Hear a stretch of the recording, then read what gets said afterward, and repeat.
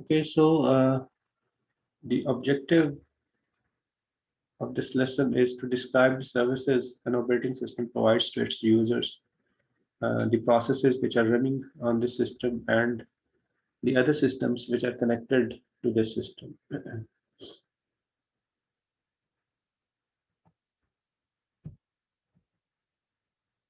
So operating system services, they provide an environment in which user programs could get executed.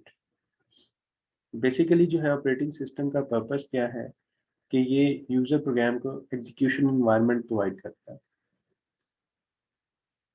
So it is providing services to the users as well as the user programs.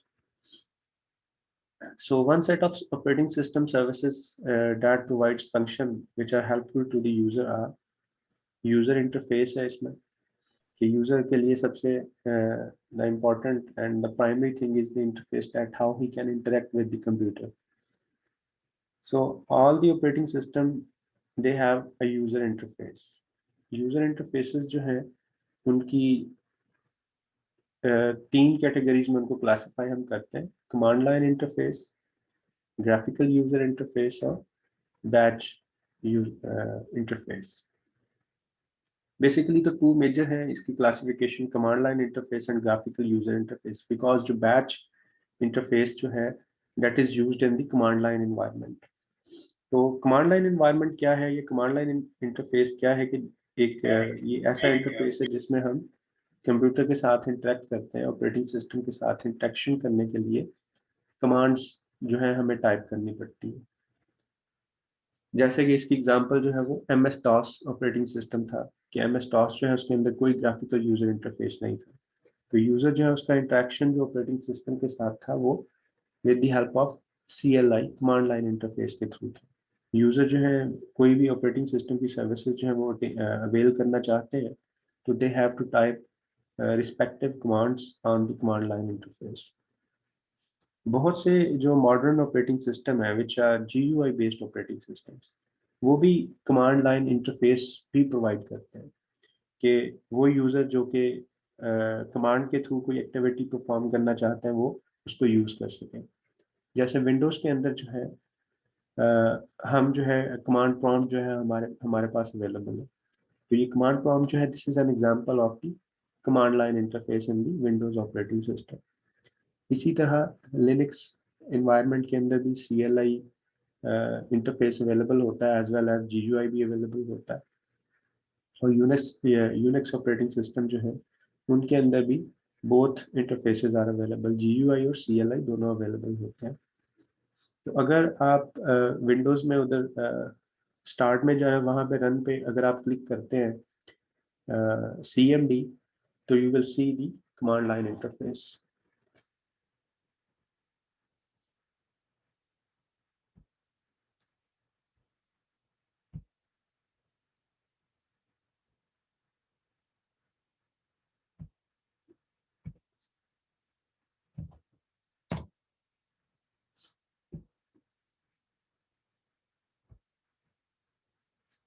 So here you can see, I hope so कि आप सबको visible होगा ये CMD जो है. I have executed cmd.exe file which is a CLI interface available within the Windows.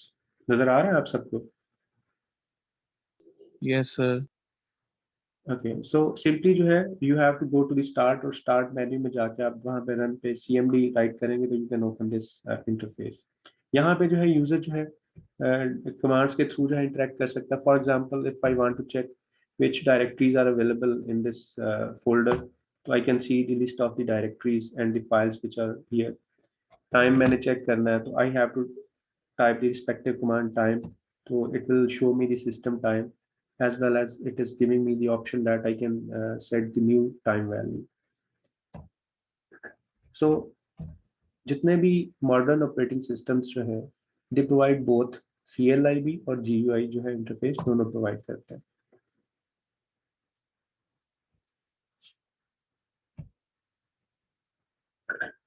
दूसरा जो है वो ग्राफिकल यूजर इंटरफेसेस है. ग्राफिकल यूजर इंटरफेसेस जो है इसमें हम GUI बेस्ड इंटरफेस है. जैसे कि विंडोज का जो इंटरफेस है जब विंडोज बूट होती है हम लॉगिन होते हैं विंडोज़ में, तो जो हम इंटरफेस देखते हैं वो GUI बेस्ड है, जिसमें हम पॉइंटिंग डिवाइसेस जैसे माउस वगैरह इस्तेमाल करते हैं, और ग्राफिकल आइकॉन्स जो हैं वो अवेलेबल हैं, फोल्डर आइकॉन्स अवेलेबल हैं, और बहुत सी एप्लीकेशन जो भी इंस्टॉल्ड हैं हमारे सिस्टम पे, उन तमाम के आइकॉन्स अवेलेबल हैं। हम उनके साथ इंटरेक्ट कर सकते हैं both using keyboard as well as using pointing devices जैसे माउस वगैरह है। तो ऐसे तमाम ऑपरेटिंग सिस्टम जिसमें हम इंटरेक्ट कर सकते हैं using icons and drag and drop facility जो हमें प्रोवाइड करते हैं, जहाँ पे हम माउस और कीबोर्ड जो है उसको यूज़ करते हुए फाइल्स के साथ इंटरेक्ट कर सकते हैं, फोल्डर्स के साथ इंटरेक्ट कर सकते हैं, उसको हम GUI बेस्ड ऑपरेटिंग सिस्टम जो है वो कहते हैं। थर्ड जो इन्वायरमेंट जो है इंटरफेस की, that is the batch environment. Batch environment में क्या होता है कि एक्चुअली हम एक फाइल क्रिएट करते हैं, और उस फाइल के अंदर जो है हम तमाम कमांड जो हम यूज करना चाहते हैं वो टाइप कर देते हैं in the form of a sequence. तो वो बैच फाइल जो है, उस फाइल को, जो ये हम फाइल क्रिएट कर रहे हैं जिसमें हमने कमांड्स टाइप की है, इसको बैच फाइल कहा जाता है।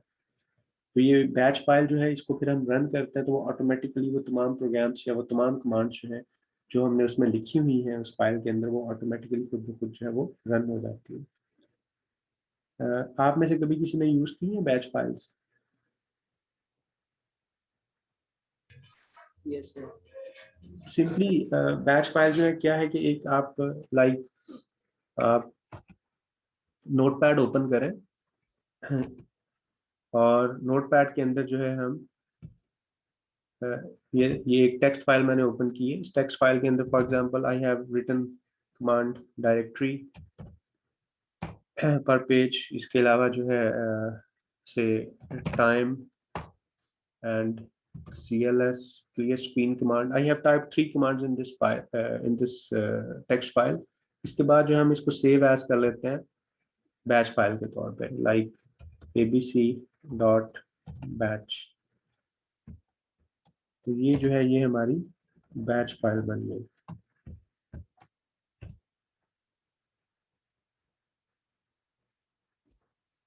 ये जो है ये आप देख सकते हैं, ये डेस्कटॉप पे जो है ये वाली जो फाइल जो है which I have selected, this is the batch file. अब सिंपली जो है हम इस बैच फाइल को जब क्लिक करते हैं, तो इसके अंदर जो मैंने 3 कमांड्स लिखी हैं, डायरेक्टरी पर पेज कमांड और time command and CLS command, वो तीनों जो है सीक्वेंस वाइज जो है वो एग्जीक्यूट हो जाएंगे। तो इसको हमने क्लिक किया तो ये देखें ये तीनों कमांड जो है वो एग्जीक्यूट होगी। सबसे पहले वो दिखा रहा है डायरेक्टरी पर पेज, उसमें वो तमाम डायरेक्टरीज आ गई।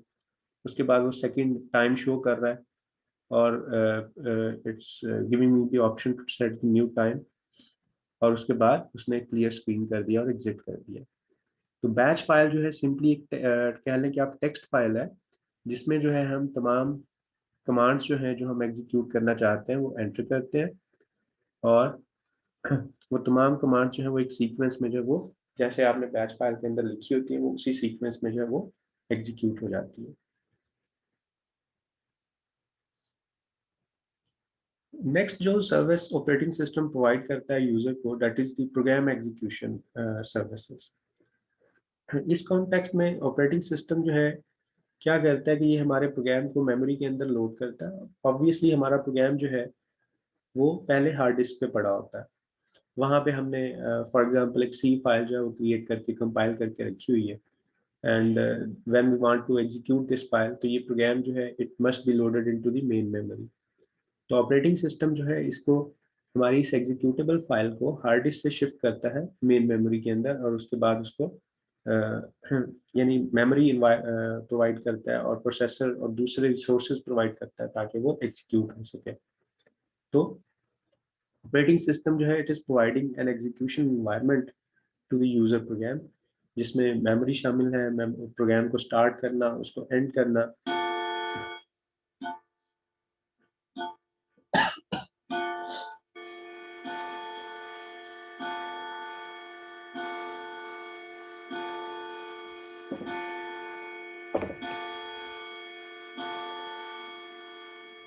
और एग्जीक्यूशन को एंड करने के लिए जो है then either it can normally terminate the program अगर हमारी एग्जीक्यूशन सक्सेसफुल है, और अगर एग्जीक्यूशन सक्सेसफुल नहीं है, कोई इसमें एरर आ चुका है, तो अब नॉर्मली टर्मिनेट करता है और इसके अलावा हमें वो एरर मैसेज भी शो करता है।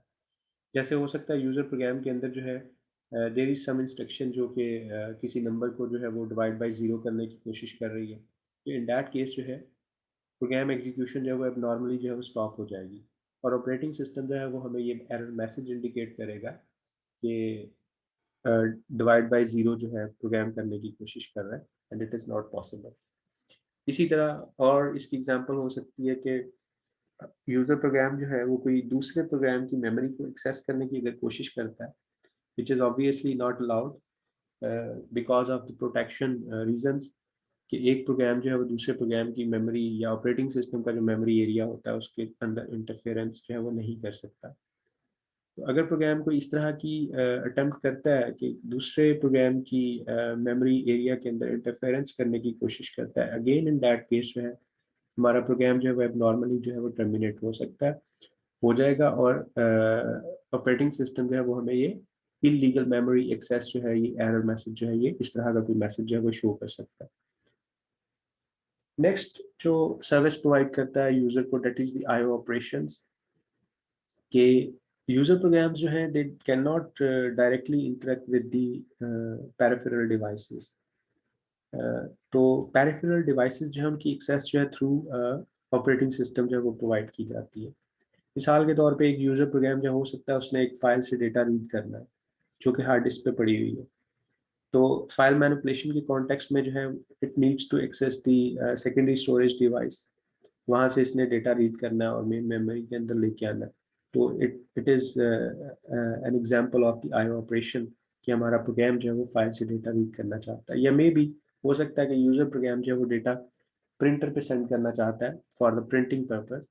तो अगेन इन दिस केस जो है we are trying to access the peripheral device which is printer in this case। तो जितनी भी आईओ ऑपरेशंस इन्वॉल्व होते हैं हमारे प्रोग्राम के अंदर, इनपुट से रिलेटेड है, लाइक हमने कीबोर्ड से डेटा रीड करना है, या जो है हमने प्रिंटर पे डेटा सेंड करना है, या मॉनिटर स्क्रीन पे डेटा डिस्प्ले करवाना है, लाइक सी एन फंक्शन हम यूज करते हैं सी प्लस प्लस के अंदर for the input purpose to read data from the keyboard, तो ये कीबोर्ड आई ऑपरेशन जो है इन्वॉल्व है इसके अंदर। सिमिलरली जब हम सी आउट करते हैं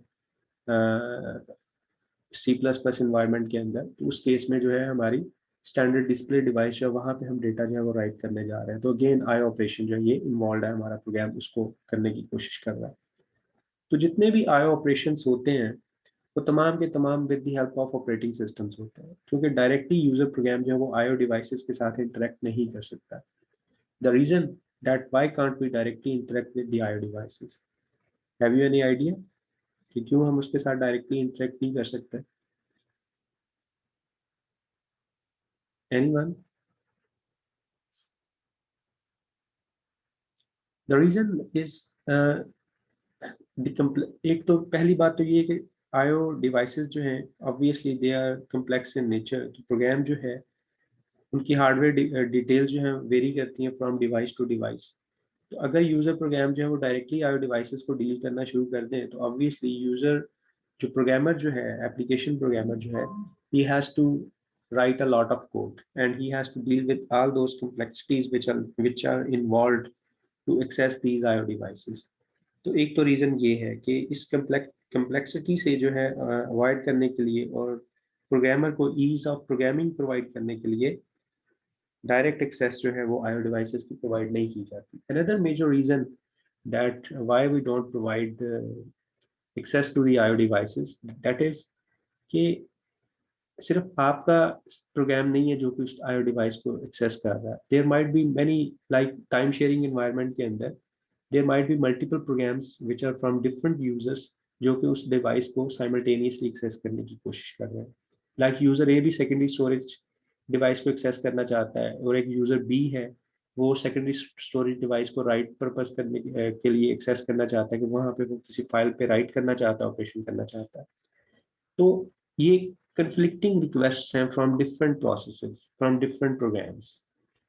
तो अगर यूजर को डायरेक्टली ये अलाउ कर दिया जाए कि वो इन आईओ डिवाइसेस को हैंडल कर सकता है, तो वहाँ पे जो है वो गड़बड़ हो सकती है, एक इनकंसिस्टेंट स्टेट जो है उसके अंदर जो है वो फाइल जो है वो आ सकती हैं।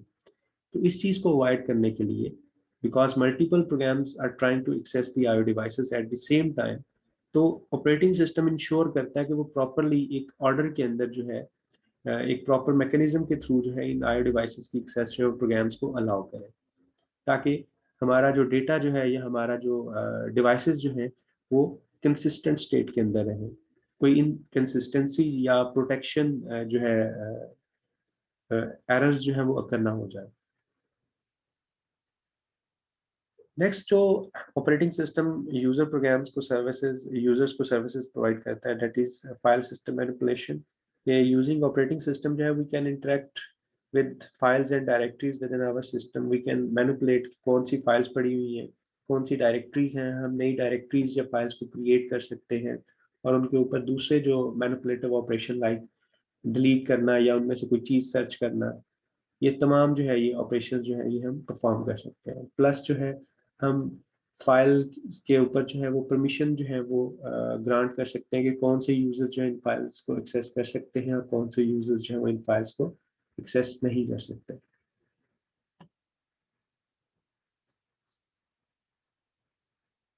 आफ्टरवर्ड्स जो है next service is the communication. Communication means के जो हमारे डिफरेंट प्रोग्राम्स रन कर रहे हैं, डिफरेंट प्रोसेसेस रन कर रहे हैं सिस्टम के अंदर, they might need to exchange information with one another.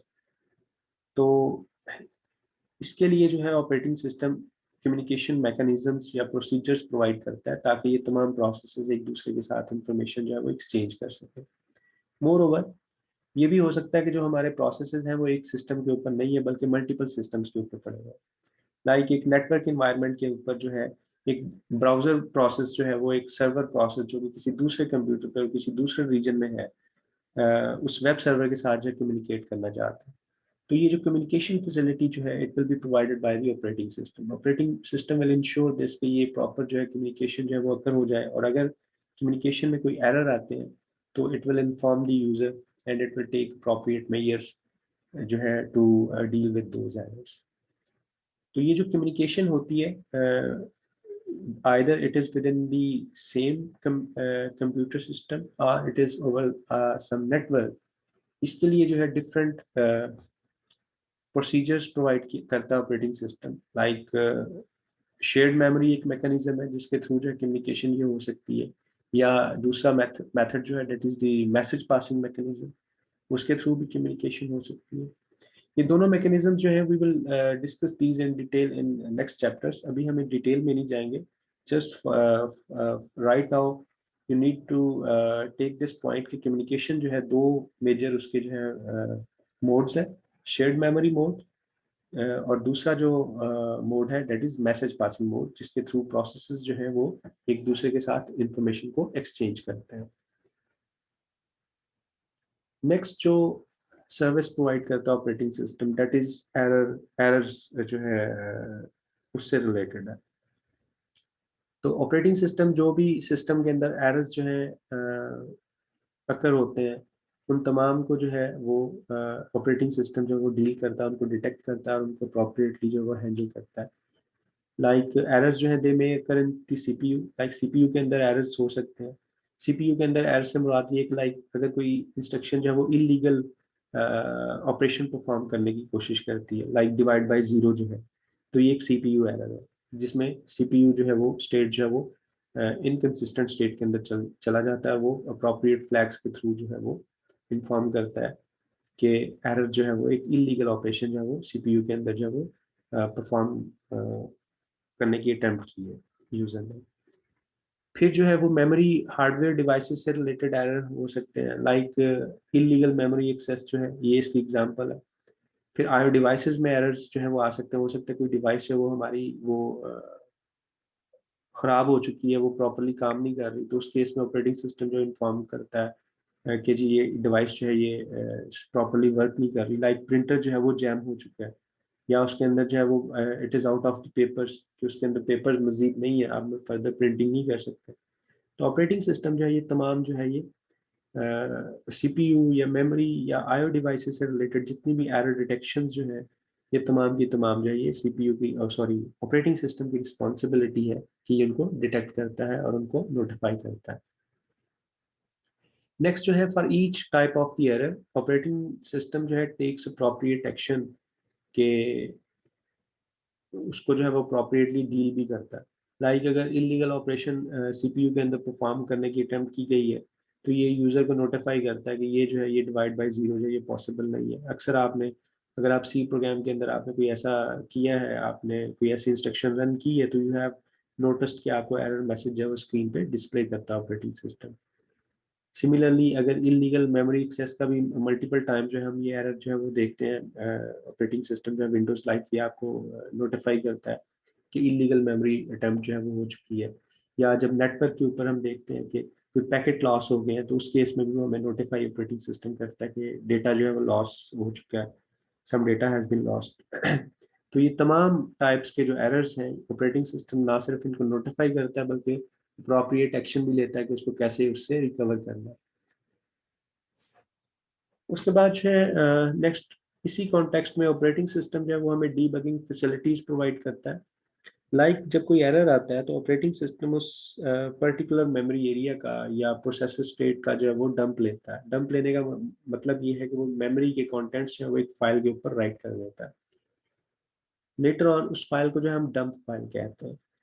तो बाद में उस डंप फाइल को यूज़ करते हुए जो है जो यूज़र जो है वो ये डिटरमिन कर सकता है, डीबग कर सकता है उस फाइल को कि एरर जो है वो कहाँ पे आया है, मेमोरी की किस एरिया के अंदर आया है और किस रीज़न की वजह से जो है वो ये एरर जो है वो अकर हुआ है, और वो अकॉर्डिंगली जो है वो करेक्टिव मेजर जो है वो यूज़र जो है वो ले सकता है। तो अभी तक ये जो जितनी भी हमने सर्विसेज डिस्कस की हैं, लाइक यूजर इंटरफेस है या प्रोग्राम एग्जीक्यूशन है, आई ऑपरेशंस है, file system manipulation and communication and error detection, ये तमाम के तमाम जो है these are directly concern with the user कि जो कि यूजर को एक ईज ऑफ जो है एक बेटर प्रोग्रामिंग इन्वायरमेंट प्रोवाइड करने के लिए है या ईज ऑफ प्रोग्रामिंग प्रोवाइड करने के लिए। नेक्स्ट जो क्लास है ऑपरेटिंग सिस्टम सर्विसेज की, that is from the context of hardware resources या आप कह लें कि यूजर प्रोग्राम को एक एफिशिएंट जो है एक कंप्यूटिंग इन्वायरमेंट प्रोवाइड करने के लिए ये सर्विसेज जो है ये अब देखेंगे कि कौन सी सर्विसेज हैं जिनको यूज करते हुए ऑपरेटिंग सिस्टम जो है एक प्रॉपर और एफिशिएंट इन्वायरमेंट प्रोवाइड कर सकता है यूजर्स के लिए, या दूसरे अल्फाज में कैसे ये एफिशिएंटली सिस्टम रिसोर्सेज को यूज कर सकता है। लाइक इसमें पहली जो सर्विस है that is the resource allocation. Resource resources जो है as we have already discussed के हमारे पास वेरियस टाइप्स के रिसोर्सेज ऐसे कंप्यूटर के अंदर, लाइक सीपीयू है, मेन मेमोरी है और आईओ डिवाइसेस हैं, फाइल स्टोरेज डिवाइसेस हैं। ठीक है, ये तमाम जो है ये इनको हम कहते हैं ये हमारे पास रिसोर्सेज है।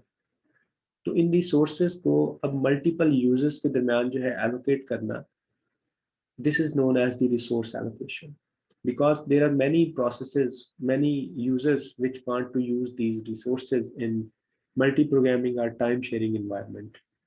हमारे पास लाइक मेन मेमोरी है, उसके अंदर मल्टीपल प्रोग्राम्स हैं। लाइक आपने मेन उसमें मल्टी प्रोग्रामिंग में देखा था कि मेन मेमोरी के अंदर डिफरेंट प्रोग्राम्स जो है वो पड़े हुए हैं, डिफरेंट जॉब्स जो है वो पड़ी होती हैं। इसी तरह टाइम शेयरिंग इन्वायरमेंट के अंदर जो डिफरेंट यूजर्स के जो प्रोसेसेस हैं वो मेन मेमोरी के अंदर पड़े होते हैं। अब किसको मेमोरी एलोकेट करनी है, कितनी मेमोरी एलोकेट करनी है, कब उससे वापस लेनी है, this is known as the resource allocation and resource management. तो इसी तरह सीपीयू कब किस प्रोसेस को एलोकेट करना है, कब नेक्स्ट प्रोसेस को टर्न देनी है सीपीयू की, तो इसको सीपीयू रिसोर्स एलोकेशन मैनेजमेंट हम कह सकते हैं।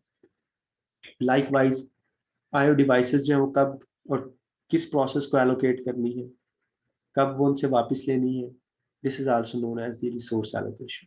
सो रिसोर्स एलोकेशन सिंपली मीन्स कि जो हमारे पास जितने भी रिसोर्सेज हैं सिस्टम के अंदर, वो तमाम के तमाम उनकी मैनेजमेंट से रिलेटेड जो भी एक्टिविटीज़ हैं, उनकी एलोकेशन से रिलेटेड जो भी एक्टिविटीज़ हैं, उनको मैनेज करना जो है वो ऑपरेटिंग सिस्टम की रिस्पॉन्सिबिलिटी होती है। नेक्स्ट जो है that is accounting. Accounting means के ऑपरेटिंग सिस्टम जो है ये भी ट्रैक करते हैं कि कौन सा यूज़र जो है उसने कौन से कंप्यूटर रिसोर्सेज यूज़ किए हैं और कितनी देर तक जो है वो यूज़ किए। Like this is an example of the counting. कि अकाउंटिंग पर्पस के लिए जो है ऑपरेटिंग सिस्टम जो है वो लॉग मेंटेन करता है। अक्सर आपने विंडोज इन्वायरमेंट के अंदर लॉग फाइल्स जो है वो देखी होंगी। तो लॉग फाइल्स जो है, लॉग फाइल के अंदर वो तमाम जो यूजर एक्टिविटी होती है उसका जो है वो लॉग मेंटेन करता है कि कब यूजर जो है फॉर एग्जांपल इस सिस्टम पे लॉग इन हुआ है, कितनी देर जो है वो इस सिस्टम को यूज करता रहा है, और कब उसने क्या क्या एक्टिविटीज परफॉर्म की है सिस्टम के ऊपर, कौन से प्रोग्राम्स रन किए हैं। तो ये तमाम एक्टिविटीज को ट्रैक करना, यूजर की एक्टिविटीज को ट्रैक करना कि उसने कौन कौन से रिसोर्सेज यूटिलाइज किए हैं, this is known as the accounting. तो अकाउंटिंग जो है that is another service which is provided by the operating system, and almost every modern operating system जो है provides accounting information ताकि जो है हम फर्दर जो है फाइन ट्यून कर सकें कि ऑपरेटिंग सिस्टम सॉरी जो कंप्यूटर रिसोर्सेज हैं वो कैसे बेहतर तौर पे एलोकेट किए जा सकते हैं। नेक्स्ट जो है प्रोटेक्शन एंड सिक्योरिटी है। ऑपरेटिंग सिस्टम प्रोटेक्शन प्रोवाइड करता है और सिक्योरिटी प्रोवाइड करता है। Protection and security is needed in multi programming environment as well as in time sharing environment. जब हमारे पास मल्टीपल प्रोग्राम जो है वो रन कर रहे हैं, तो इन दैट केस जो है we need protection and security mechanisms. तो प्रोटेक्शन जो है it means ensuring that all access to the system resources is controlled. This means like memory protection है कि एक प्रोसेस दूसरे प्रोसेस की मेमोरी को जो है वो उससे उसको प्रोटेक्ट करना है कि दूसरा प्रोसेस उस मेमोरी एरिया के अंदर जो है वो इंटरफेरेंस ना कर सके। या जब एक डिवाइस जो है वो एक प्रोग्राम यूज कर रहा है तो एट द सेम टाइम दूसरा प्रोग्राम जो उस डिवाइस को यूज करने की कोशिश ना करे। दिस इज द प्रोटेक्शन कि जब हम सिस्टम रिसोर्सेज को विद इन द इन्वायरमेंट जो है प्रोटेक्ट करते हैं एक दूसरे के साथ जो है एक दूसरे प्रोसेस से या दूसरी जॉब से या दूसरे यूजर से जब प्रोटेक्शन प्रोवाइड करते हैं सिस्टम रिसोर्सेज को, that is known as the protection. On the जो सेकंड कॉन्सेप्ट है इससे related that is the security. Security means कि जो आउटसाइड इलीगल अटेम्प्ट अगर कोई आउटसाइड इन्वायरमेंट से होती है सिस्टम को एक्सेस करने के लिए, that falls into this category, security category. Like अगर इलीगल अनऑथोराइज्ड यूजर्स जो हैं वो अगर सिस्टम को एक्सेस करने की कोशिश करते हैं, तो सिस्टम जो है प्रॉपर सिक्योरिटी मैकेनिज्म्स प्रोवाइड करता है कि अनऑथोराइज्ड यूजर जो है एक्सेस ना कर सके।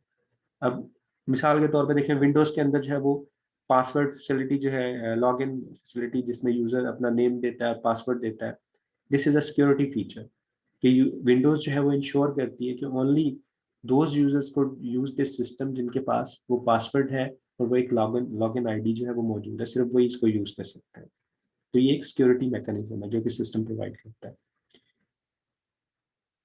So, if a system is to be protected and secure, precautions must be used throughout the system.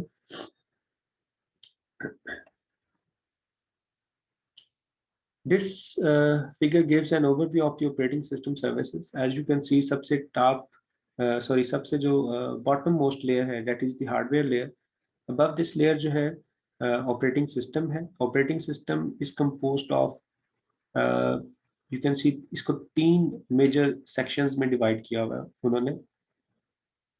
Operating system का पहला सेक्शन जो है दैट इज द सर्विसेज, कि ऑपरेटिंग सिस्टम कौन सी सर्विसेज प्रोवाइड करता है। इसमें प्रोग्राम एग्जीक्यूशन है, आई ऑपरेशंस है, file systems, communication, resource allocation, accounting, error detection, protection and security आ जाते हैं।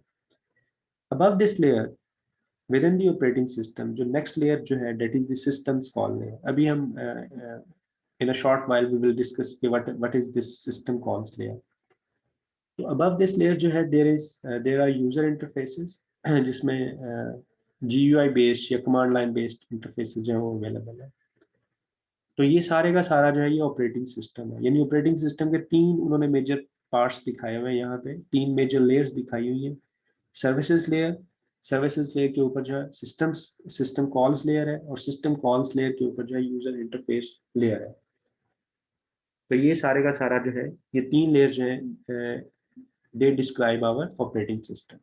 और इसके ऊपर जो है उसके बाद finally at the top most level we have users and other like application programs हो सकते हैं या सिस्टम प्रोग्राम्स हो सकते हैं जो कि रन करते हैं।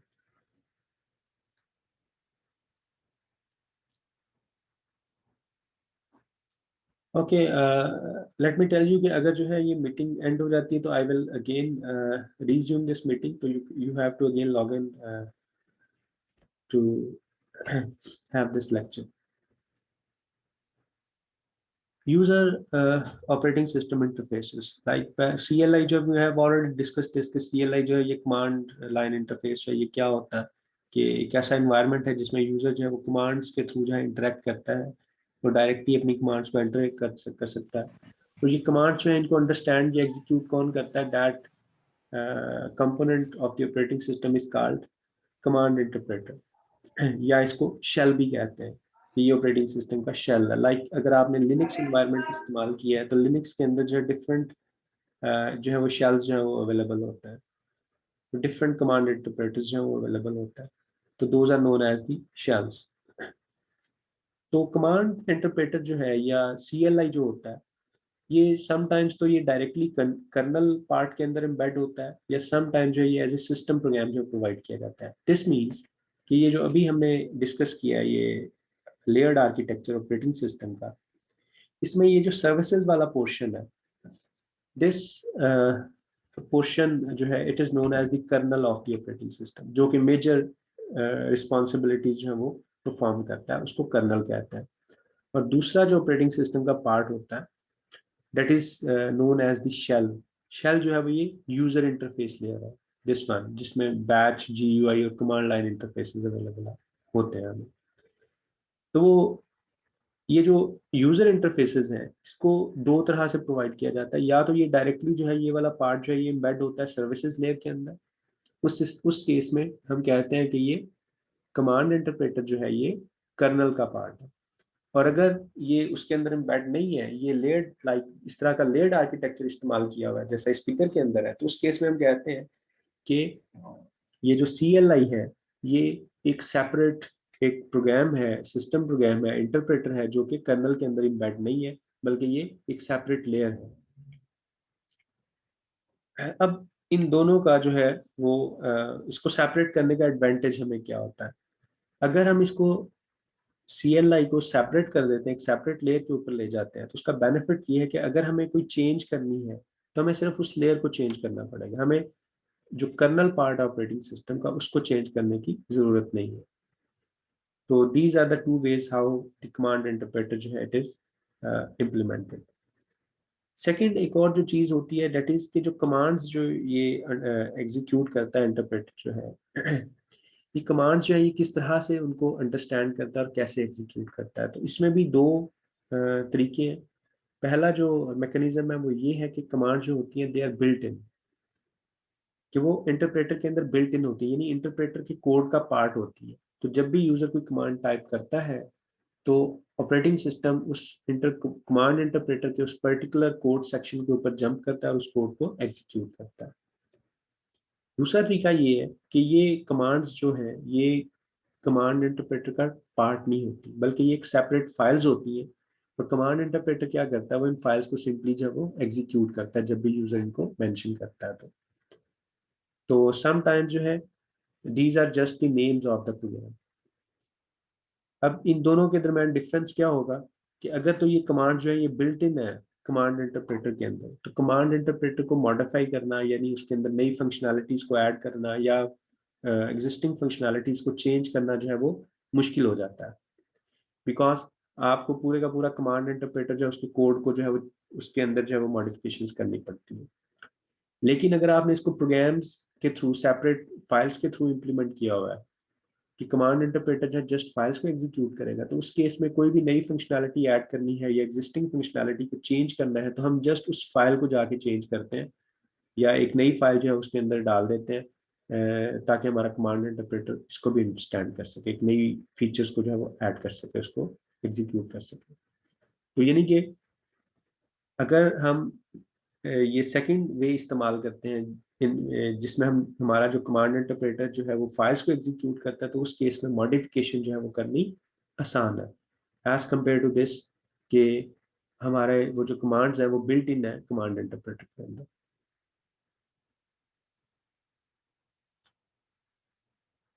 नेक्स्ट जो है ये GUI भी हम डिस्कस कर चुके हैं कि GUI जो है आइकन्स बेस्ड और जिसमें पॉइंटिंग डिवाइसेस और कीबोर्ड वगैरह के साथ हम इंटरेक्ट करते हैं अपने ऑपरेटिंग सिस्टम के साथ। This environment is known as the GUI based environment. Initially जो है GUI बेस्ड एनवायरनमेंट जो it was invented at the Xerox PARC facility, एक रिसर्च फैसिलिटी थी। इन 1970s जो है ये पहला उन्होंने GUI बेस्ड सिस्टम जो है वो डिज़ाइन किया था। लेकिन इसकी जो पॉपुलैरिटी जो GUI बेस्ड की सिस्टम की स्टार्ट हुई थी that was with the appearance of personal computers, जो कि 1980s में पर्सनल कंप्यूटर्स का इरा जब स्टार्ट हुआ तो मैकिन्टॉश ऑपरेटिंग सिस्टम जो था developed by the Apple company, उसने सही इसको इस कॉन्सेप्ट को बूम दिया कि ऑपरेटिंग सिस्टम जो है they should be the GUI based operating systems, और यूजर का इंटरेक्शन जो है वो GUI बेस्ड इसके साथ होना चाहिए। आजकल जितने भी ऑपरेटिंग सिस्टम्स हैं, ज़्यादातर ऑपरेटिंग सिस्टम जो है they have both CLI as well as GUI based interfaces.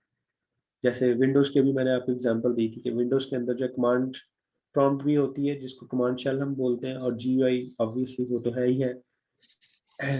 और इसी तरह बाकी ऑपरेटिंग सिस्टम्स का भी इसी तरह है कि दे हैव बोथ